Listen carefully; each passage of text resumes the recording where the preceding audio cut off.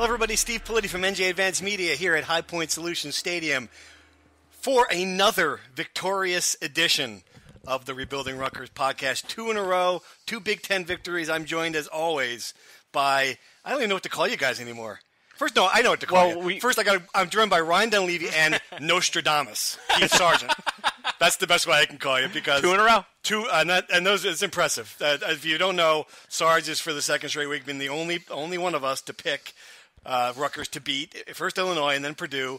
He is now essentially, I think, not just in the driver's seat. He's got like a 4-lap lead to win our little predictions poll. Call it what it is. I mean, I made history. I mean, no Rutgers beat writer in history has ever picked Rutgers to win 2 straight Big Ten games.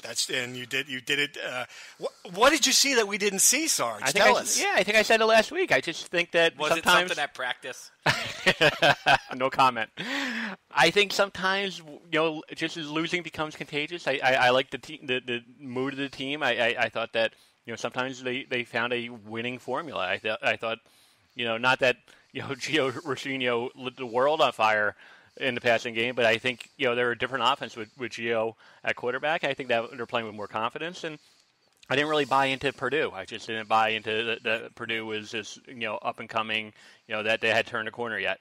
Clearly, they did not have the level of talent that we probably would have expected. I thought they were better than Rutgers, and I have to say this. I've got a lot of fans who were complaining about the ugly win and what it looked like. I mean, to me, if you at this point in this program, there's no ugly winning. There's only winning, and for them to hold off and win that game, I think it just speaks a lot to the confidence. And you got to give them players credit. You got to give the coaches credit. It wasn't a great offensive day, but you saw them. They're at least trying to do some things with different personnel to get. They had one big run. The wheel route to Blackshear got another touchdown, and then the defense was great. If Rutgers fans want to celebrate pretty wins, it's going to be a long time. Yeah. That's not how that's not your head coach. So just embrace what you have. Your head coach wants to play football like it's the, old school Big Ten, smash mouth, line of scrimmage football. That's who he wants to be. That, to my surprise, has worked the last couple of days. I didn't think Rutgers had that kind of personnel, and it's worked. So, but that's just Rutgers fans being Rutgers fans, right? I mean, we'll get to this later, but The Maryland game got moved to Yankee Stadium, and I got 3 emails about why that's a bad thing. So they did nothing but complain about the Yankee Stadium game. Now complain that they're not winning sexy enough. They're winning. Enjoy it. All right, let's take one thing that impressed us from the game before we move on. And I got to tell you, for me, it's very clearly the special teams, and I think this is just easily where the biggest improvement is. When first of all, you got a punter in Ryan Anderson who can punt. Let's start with that. who can pin him back a couple times. I was it's just impressed again on the kickoff coverage, getting down the field. And when you're in a game you don't win this game, this field position game, with even one botched punt or kickoff. They punted it 13 times, and they never gave up bad field position. That to me is very impressive. To me, it's the defense. I mean, I don't think it was a dominant effort. I mean, I wrote maybe dominant in the headline, but then looking back on it, that might have been a stretch, especially the amount of yards that they gave. But what it really was a clutch performance, because if you look at, they were successful stopping them on 12 of 15 third downs, 3 of 4 fourth downs, and obviously the 2-point conversion. And that's a credit to Jay Neiman, and that's a credit to dialing stuff up on those third down plays, on those fourth down plays. It's a credit to, on that 2-point conversion, which I wrote about. Deontay Roberts had a great play. He waited home perfectly. Actually, not only did he cover, I think, the first option for Purdue on the play, number 10, the wide receiver, but then he, got in, wreaked havoc on the quarterback, made the quarterback, throw incomplete. Awesome play by Deontay Roberts, but really it was just a clutch defensive performance. To me, it's Raheem Blackshear. I mean, it's just funny watching Jerry Kill up there on Mondays, literally salivating over. Jerry Kill talks about Raheem Blackshear like I talk about chicken parmesan. Like, he literally is salivating over this kid's potential. We all had the greatest quote ever last week about as long as he doesn't act like a turd, right? Right. Well, it's Raheem Blackshear. I mean, we've talked a million times on this podcast in our articles about the dearth of playmakers Rutgers has. Well, they have one. This is their best playmaker since Leonte Carew, and he's 5 games into his career or whatever. So to me, it's to keep him healthy, to get him the ball as much as possible without him getting injured, because obviously he's not a super big guy. But he has a chip on his shoulder about that, which I like too. He doesn't like that teams underestimate him because of his size. He can catch, he can run, he's explosive, open field cuts. I really like Raheem Blackshear's potential. A very quiet kid, because I try to give the listeners some insight on Raheem. I haven't been able to. I'm not the greatest interviewer in the world. I think I'm okay, but I haven't been able to squeeze anything out of him. I mean. One very quiet kid, very humble. Yeah, very quiet kid. One thing I thought was interesting is I asked him after the game, like, why are you here? Like, why Michigan State knocked on your door, or Temple? Why did you choose Rutgers? And he said Jerry Kill. So to me, obviously Drew Maringer before he left built most of this class. Jonathan Lewis, Bo Milton, but Raheem Blackshear didn't sound. To me, he didn't say this, but reading between the lines, probably wouldn't be here if Jerry Kill wasn't the offensive coordinator. So I thought that was interesting. And here's Kill again, knowing a guy who can adjust to his personnel, knowing he does not have Leonte Carew. Yeah. And now finding new ways to get Blackshear the ball, which I think is important. Yeah. All right, first segment, I'm calling it Westworld, which is a show that my wife forced me to watch on HBO. I didn't understand what was going on. That's sort of related to I don't understand what's going on with the divisions here in the Big Ten. The Big Ten West Division, so Rutgers goes out and wins 2 against them. Clearly, if you look at it from top to bottom, and we've talked about this a lot, just how much the 4 best teams in the Big Ten, to me, are in the East Division. 4 of the 5. Wisconsin. 4 of the 5. But you could make a case to 4, but certainly 4 of the 5. And Ryan, you brought this up and made a great point that this is not good for the Big Ten to have it this way. And you wonder if they would rethink what they're doing here and come up with a different way, and it's not just unfair to Rutgers, but it's unfair to Wisconsin. Yeah, I think it's unfair to everybody. Is it good? I mean, Penn State played Michigan yesterday, plays Ohio State this week. You can make a case that's the Big Ten championship game. Yeah. It certainly felt that way last year when Michigan, Ohio State, and Penn State all split their matchups, and then Penn State goes out and beats Wisconsin. Right. It certainly feels like the winner of the East Division is the winner of the conference. And listen, maybe Wisconsin's going to surprise everybody, but you're right. It's not fair to Wisconsin. They sleepwalk through their whole schedule. Let me read you something USA Today wrote that I thought was really good. The Big Ten West Division has Wisconsin on top, and the Badgers are a playoff threat, followed by 6 average to worse teams. All you need to know about the West is Nebraska is currently in second place, and the Cornhuskers aren't good. This is the worst division in the Power 5 conferences. Wow, that is a pretty big statement. The West makes the SEC East Division look like a murderer's row of national title contenders. So it's not just us who have realized this. It's bad for Rutgers, bad for everybody. Here's my solution. Everybody laughed. I remember laughing when Rutgers was in the Big East, that the Big Ten's names were the Legends and the Leaders divisions. It was like, ha, ha, ha. But I don't care if you call them Legends and Leaders. I don't care if you call them X and Y. Just don't do East and West because it's not working. Right. So the Legends used to be Nebraska, Michigan, Northwestern, Michigan State, Iowa, Minnesota. So you got Michigan, Michigan State at the top of that. The Leaders division used to be Ohio State, Penn State, Wisconsin, 3 really good teams. Purdue, Indiana, Illinois. 3 not-so-good teams. Why? Tell me why. Rutgers couldn't have gone in one of those. Maryland couldn't have gone in the other. Keep it competitively balanced. And then you have your crossover. Michigan gets a protected rivalry against Ohio State every year. Rutgers and Maryland could have a protected rivalry. Michigan State and Wisconsin could have it makes sense. If there's games you want to protect it. Can either of you name the only protected cross-division rivalry in the Big Ten right now? East-West has to happen every year. Michigan, Minnesota. Nope. What is it? Purdue, Indiana. Wow, how about Why? that? Why? Okay, Why? I guess they're both in Indiana. Same state. Is that what it is? I mean, who cares? Right. So it doesn't make any sense. The East-West doesn't work. Doesn't make any sense. Right. They have to revisit realignment. You can bet I'll be pushing for it at next Big Ten Media Day. Yeah. But the problem is the schedule's already made till 2022. Well, that's it. Yeah, when can it happen? And my theory in this is why have divisions anyway? And I've seen this in a bunch of places where you pull 14 teams and then you have 3 protected rivalries within that. So every year, Rutgers conceivably could play Maryland, Indiana, and Penn State, make those 3 the teams they play, and then you can just build the schedule based on that. I don't know.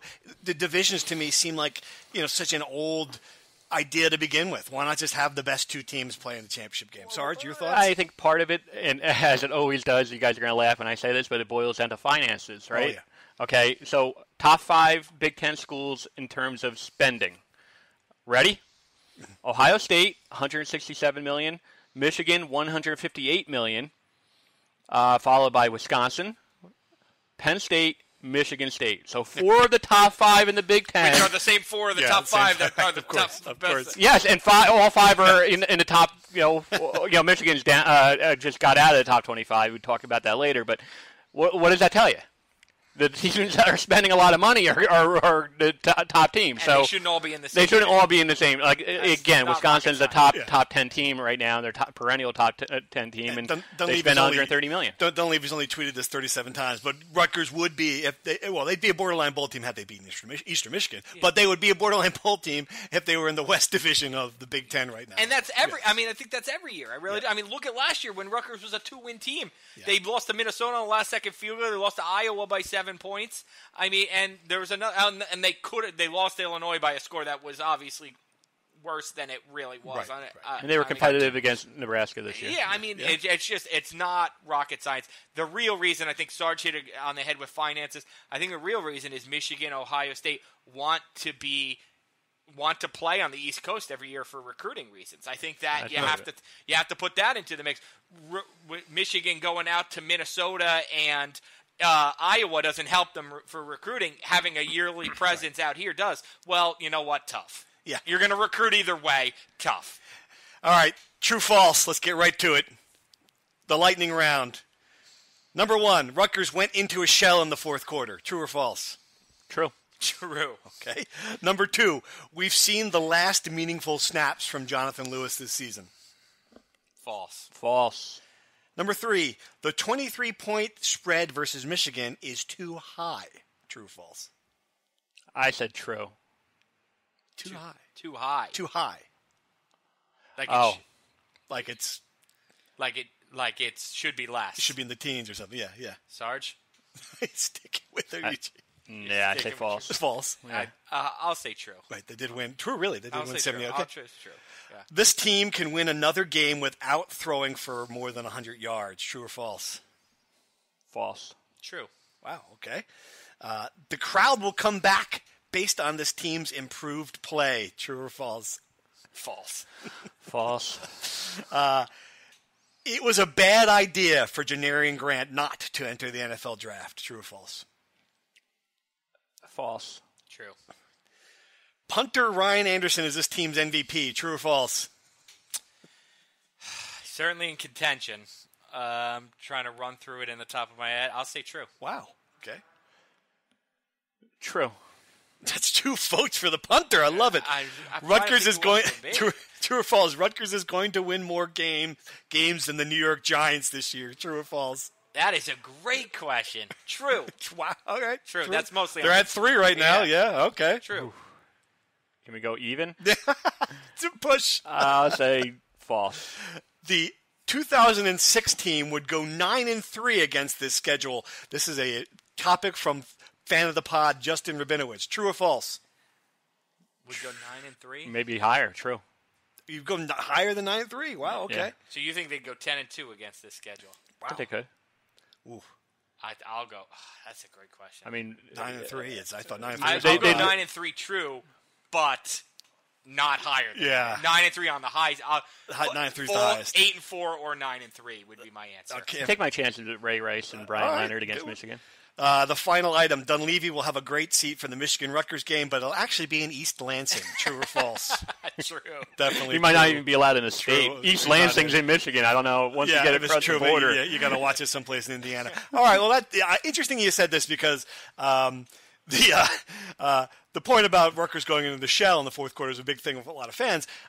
I made the point, and I wasn't there. I watched this on TV. We can talk about that, which is also hilarious, trying to watch Matt Millen on the Big Ten Network. But the into the shell part, I thought, realistically, that this team on offense, how poor it was, could only hurt them at that point with a pick six or some massive play that would change the game. So you think that they should have done more offensively? No, sorry. Maybe I misunderstood. No, I don't think they should have done. I don't think it was a criticism. I think they did the right thing. You did the right thing. I don't think it was a they criticism went into either. a shit. I mean, they clearly. I mean, it was almost. If they could have punted, if they could have just said, we'll trade you. 2 minutes comes off the clock and you get the ball. Like, I think they would have done that. They wanted no part of playing offense.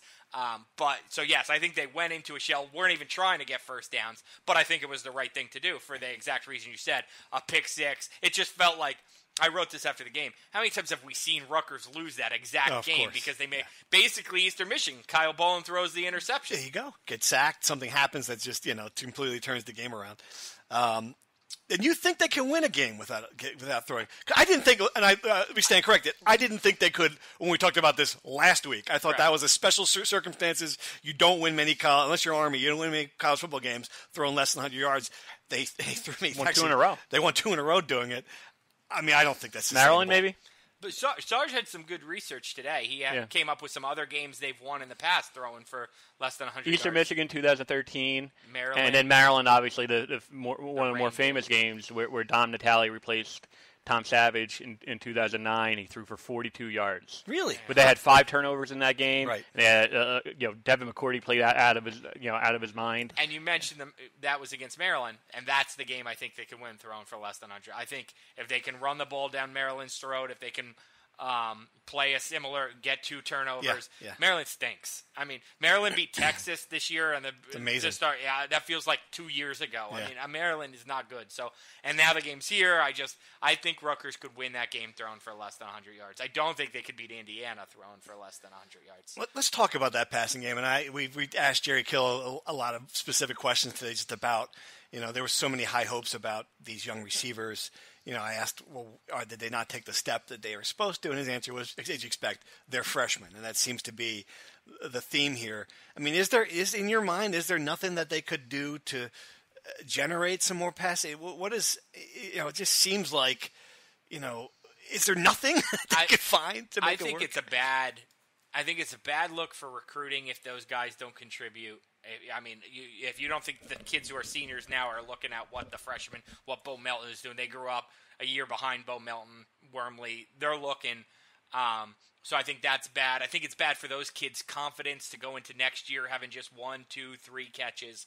I said in my question, it was a very loaded question maybe, I made it very clear what I thought they should do, which is clearly they've developed a Raheem Blackshear package of 8, 10 plays, whatever it is that Raheem Blackshear can do.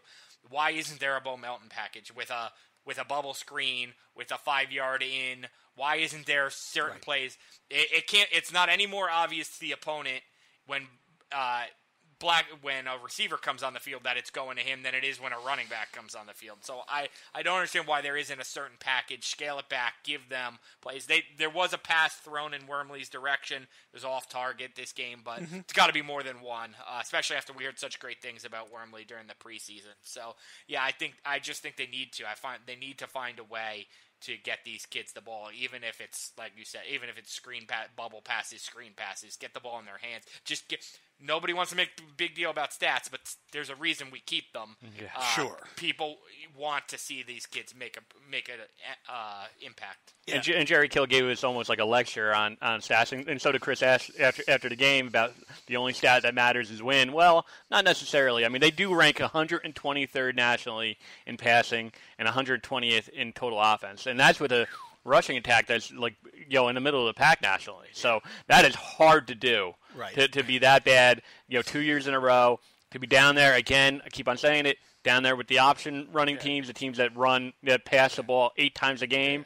That is hard to do. And the one thing that I think Jerry Kill did say today that I thought he probably was right about was Gio, even though he started some games last year, it's only his second game with Jerry Kill. Yeah. So He wasn't healthy. To Jerry Kill's credit, Chris Ash pretends he's not. Gio wasn't healthy. Gio comes in and Jerry Kill comes in and says Gio didn't run the ball the same as he did the first game because he clearly wasn't healthy. Thank you for admitting the obvious, Jerry. We all knew that, but at least now I don't feel crazy. Gio couldn't run quite the same, and we've written a million times. Gio's not as good. Absolutely. When he's not healthy. And the other thing is he healthy this week? I got to see practice. Yeah. The other thing I thought was interesting was. Kill cut me off because my next question was going to be, how come Raheem Blackshear can do it? And he just basically, again, said, Raheem Blackshear, you get one of those players every year. He's just on another level. That's one of those 3-star recruiting finds, I guess, for them because he's just said, I believe the quote was, he's a special freshman. So. All right, the next segment, I'm calling it Martin Truex Jr. Can either one of you figure out why I'm calling it that? Because you're a closet race car fan. Well, no, that's why that's true. But Because that's he's a not the Jersey reason. guy? That's also not the reason. It has something to do with his number. He's number 78.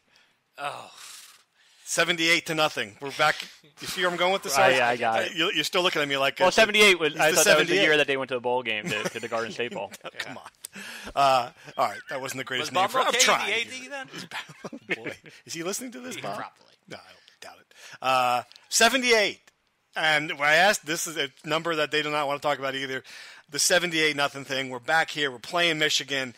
Look, I mean, we've said it already. I don't think there was anything more damaging to the rebuilding process last year than 78-0 because of it just stuck. It just came across the bottom of the screen. The house full of recruits that night.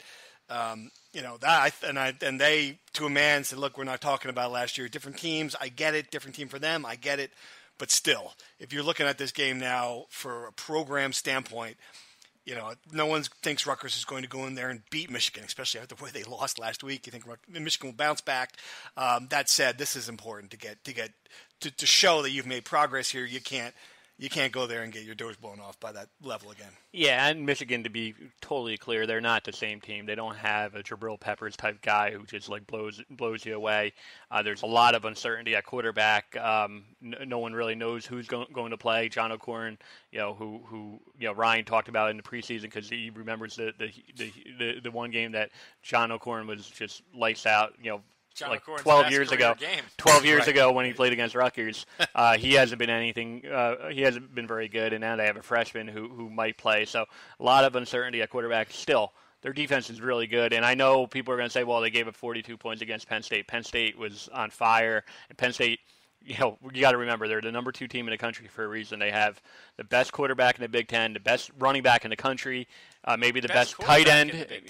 That's right. Yeah, best quarterback in the Big Ten. Yeah, I agree with that. You disagree with that? Better than no, Really? he's better than Barrett. Well, he was the first team all Big Ten quarterback last year. Best tight end, really good receiving core, on and on and on. Penn State's very, very good offensively. I just made more friends in State College. That's what I'm looking to do. At least I'll be in the press box. Yeah. But no, I think Michigan's defense is still really good. So I don't think they're going to score 78 points by any means. I don't think their offense is capable of it. But I don't know if Rutgers is going to be able to score a whole lot of points against them. Here's one thing I want to add to this because I didn't know this, so I don't know how many fans know this. And maybe I should have known this. I don't know. I just learned this recently.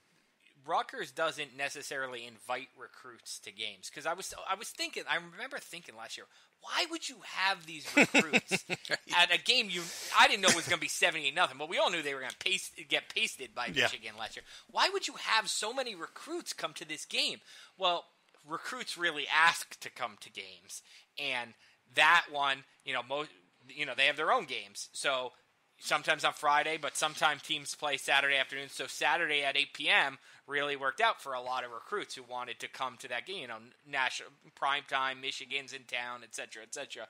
Because I remember thinking, like, what is Rutgers silly? Why would you invite them to the Purdue game, right? So, and then we've heard stories behind the scenes that we have not written about how the Rutgers recruits who were here in the recruiting lounge weren't even paying attention to the game. I mean, you mentioned how it hurt recruiting. Rutgers somehow kept a good class. I mean, that might be the most that might be the biggest thing that Chris Esch's biggest accomplishment was that he somehow lost all those huge blowouts last year and kept a good recruiting class when he had recruits in the recruiting rounds not even paying attention to the second half of Rutgers, Michigan. But some people have pointed to that. The reason why they didn't at least get off to a fast start in this 2018 recruiting class, especially in New Jersey, and it really hasn't been good, is because of that. That a lot of those recruits, those same recruits, were here that night. And it does leave a lasting impression. And and I come back to it. There's so many. Look, and Ohio State's been putting up numbers against a lot of people, but that 78 is something you just don't see very often. Correct. It just jumps off the page. I mean, I love and stuff like Irvington beat Belleville in a high school game 84-0, and you see that score, and you're like, oh my God, what? It's just again, it's something that just grabs your attention. Do you think? What do you think? You see 50s all the time. You see 50s exactly all the time, and that was such a. And I think if this defense plays like it did this week. I mean, looking at the problems that Michigan's had, you could keep this game into the 30s, can't you? Thoughts? I think might be low. 40s. And I think we might be here this time next week talking about how was Rutgers playing to keep the game close, because a lot of the same ways as in Nebraska and Washington, I think that Rutgers is going to have a very, very conservative game plan. While some fans might say, oh well, play with nothing to lose, and I think it's going to be the opposite. I think they'll have to be very conservative and try to, again, dictate rely heavily on the running game and not make any turnovers and try to win the game in the fourth quarter. Is Michigan comparable to Washington? Sure. Better than Washington, right? Same level? Yeah, I would think that. Well, they're not in the top 25 now, but I mean, they lost to two really good teams. I mean, I think they're on the same. I mean, they're not Ohio State. They're not as good as Ohio State. Nope. So I'd say they're probably about Washington. So that game was 30-14. We saw that game plan was super conservative. I mean, why can't 40-14, something like that? I mean, that seems reasonable to ask. Seems reasonable. You're going to ask whether or not it's reasonable or not. All right, let's move on. We're calling this Homecoming Part 2. Maryland game been moved back to Piscataway, Yankee Stadium, and I'm going to put my tinfoil hat on here just for a minute because I don't understand. The Yankees would want this to happen and announce it on Friday before playing Game 6 of the ALCS, when it was entirely possible, and it did, that they would lose those two games and now have 2 weeks to get ready. I mean, what happened? Well, a couple things. One, I'll give the inside baseball on it first. It was the Yankees who came to Rutgers on Thursday, late Thursday afternoon. Inside baseball, get it? I see what you did there. Yeah, there you go. I'm done with baseball. Can we have inside football instead? So it was the Yankees who came to Rutgers on Thursday afternoon to essentially give Rutgers the golden ticket. I mean, it was essentially what Rutgers officials. Because let's be honest, Pat Hobbs was kind of inherited this deal. This was not his deal. He tried to make the most of it. He tried to make the most of it by turning it into a doubleheader. The fan base has really not gone behind. I mean, we've talked about this over and over again, but the fan base has not been overwhelmingly in favor of going up to Yankee Stadium. They liked their tailgates on Saturday. So when the Yankees went to Rutgers was like, okay. So basically, and a couple fans have asked me, well, why? How long does it take? Apparently, it takes about a week at least to get Yankee Stadium ready. We've seen the sod issues in the past. It's never been a great playing surface. Yeah. You need to put sod on the infield. You need to level the pitcher's mound. It takes at least a week this time of year. Might even be a little bit longer because depending on the weather. They put football lockers in the locker room. So there's a lot of things to do. And they were also worried, probably prematurely, that if the Yankees did go to the World Series, if they went deep into the World Series, that the Yankee staff was not going to be able to help Rutgers. So all that played a factor. Again, I think Ryan could probably speak to this, but Rutgers might have actually jinxed the Yankees because I think the Yankees would be in the World Series if not for Rutgers. So two things. One thing I want to say is the important thing to me, the number one question I had when I saw that announcement was, okay, so what game are they moving there in the future? Yep. Mm-hmm. And by all accounts, they do not have to move a game not. there. I was ready for Rutgers, Maryland 2020 or whatever to have to go there, or some game next year. They do not have to move a game back to Maryland. Now, the key thing, but the key thing to that is, every Rutgers official I've talked to, they have said no, there's no obligation to do it, but they do want to have a good relationship with the Yankees because you have to keep in mind don't rule it out. that if and when Rutgers, when they get to the ability to go to a bowl game, they want to go to the Pinstripe Bowl. They don't want to go to Dallas. The Pinstripe Bowl gives them an opportunity to play on a primetime TV, close. Recruits like it. Yeah. It's a good matchup against an ACC opponent. They want to have that option. Yeah. And conversely, I think the Yankees want to, at least have Rutgers available because they know, the bottom line is Rutgers is going to be able to sell some tickets for a bowl game. Yes. You can't move another game though. I mean, I understand. No, and there's no agreement. Yeah. But there's no agreement. But I would not be stunned if Pat Hobbs at some point, I know he's tight with some of the Yankee officials. I would not be stunned if he revisits it. Maybe not a conference game.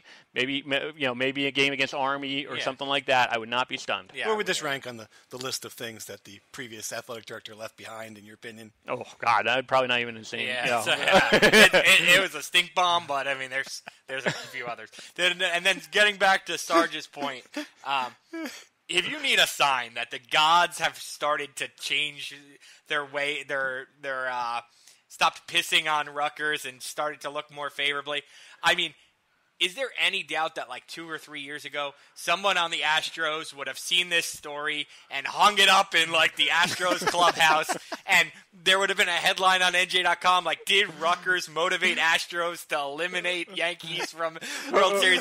I mean, I got to tell you, I'm stunned it didn't happen. Jose Altuve with on his bat, on the knob of his bat. Why do you think Verlander pitched as well as he did in Game 6? That's exactly it. I'm stunned that didn't happen. We're mocking it. I literally expected. I just expected someone in this world of the internet and all. Kate Upton woke up and dragged his phone and said, "Justin, have you seen this? The Yankees are so confident that they're going to have a parade.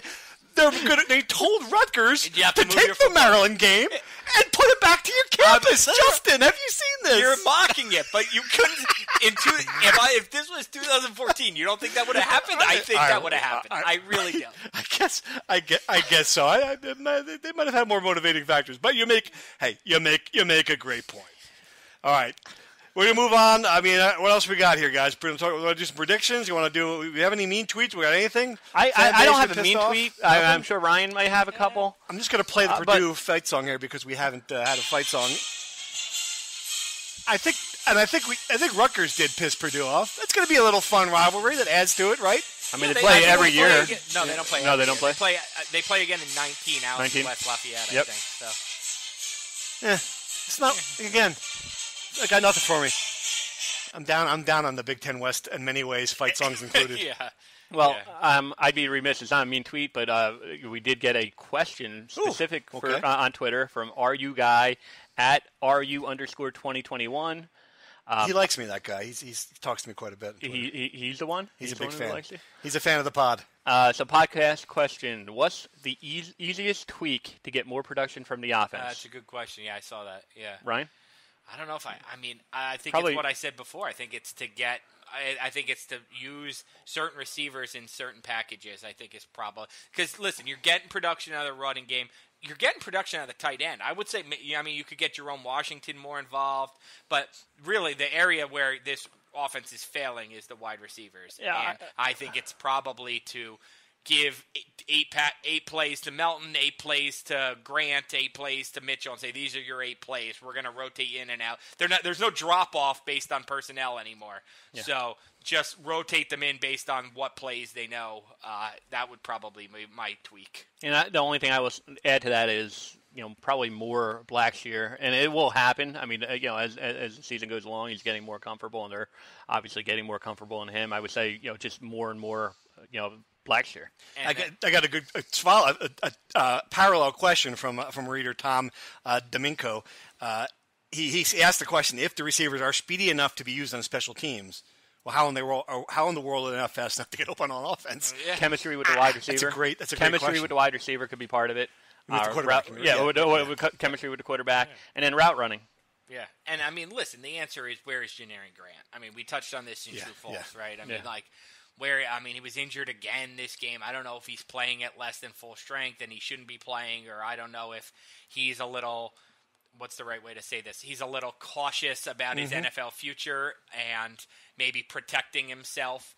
I don't know what it is, but he is, I mean, the Janarian Grant from the beginning of last year, even the Janarian Grant from before this, from like late Kyle Flood tenure, is nowhere to be found. Yeah. I mean, bubble screens, whatever. And I bring this up every week. It's like sometimes I forget Damon Mitchell's on the team, and he's a redshirt senior. I thought he had 9 catches in the first 2 games. Yeah. Him not producing is a huge. Was part he even on the missing. field this week? Yeah, I didn't notice him at all. He's a huge part missing from this offense. Is he had 9 catches in the first 2 games? I thought he was going to be their team's leading receiver. Right. He's gone MIA. DeCoven Bailey had looked good. He was the special teams player of the week. He wasn't even on the field at receiver. Yep. They started Muhammad Jabi, who wasn't even, let's be honest. Surprise. I mean, good for Muhammad Jabi that he got his first career start. Muhammad Sanu's nephew. He wasn't even in the plans when the season started. He was nowhere in the plans. He is an example of a kid who works hard in practice, is a good run blocker. They know they're going to run on the ball all the time, so they put him on the field. So, I mean, the fact that he was able to do that, testament to his hard work, and also an indictment on everybody else. Absolutely. All right, do you want to pick scores here for this week or no? Sure. All right. Then you go first if you're enthusiastic about it. What's going to happen? Is Jim Harbaugh going to try? But is Jim Harbaugh going to try to do Jim Harbaugh things? You know how coaches hold those cards up, right? They have those big cards up, and you can never really see what they say. This one might say, "Screw you, Ryan Dunleavy," on it. Like this, your picture. This might. Here's my roster, jerk. Like, like that. I will admit, in a private moment here in front of all our audiences, I'm a little nervous that if they just annihilate them, it's all going to come back on me from the fan base, from the roster game. I mean, that's what I'm going to write in my column. I don't know about you, Sarge. I think that's clearly. I'm just hoping that we show up to the Michigan press box and everyone has, in the game book, the game notes and everything, everyone has like a roster except for Ryan Dunleavy. That would be great. I've got a roster right here. Can I see it? No, you can't see it. I'll take 49-10. 49-10. Yeah, that seems about right. You, Sarge, what do you think? I'll go than that? 42-7 Michigan. All right. Yeah. You think they're going to score 7? All right. I'm going to go 35-0. I'll give you the low side on points against. I don't think they're going to score. Our defense is really good. I don't know how. I mean, I do know how. Saquon Barkley. I do know how it happened there, but still. Yeah. I mean, they are pretty good. Just this a side note. This is how big Michigan is. I'm doing 2 Michigan podcasts this week. Right. Yes. I'm doing one. You're doing one too? Yep. How many Michigan podcasts are there? I'm not. I wonder why. Yeah, I'm doing none. I wonder what that is. You know what? We're lucky we're letting you do this podcast. All right, on that note, signing off here from High Point Solution Stadium. Thanks for listening. We'll be back next week to talk about it. Bye-bye.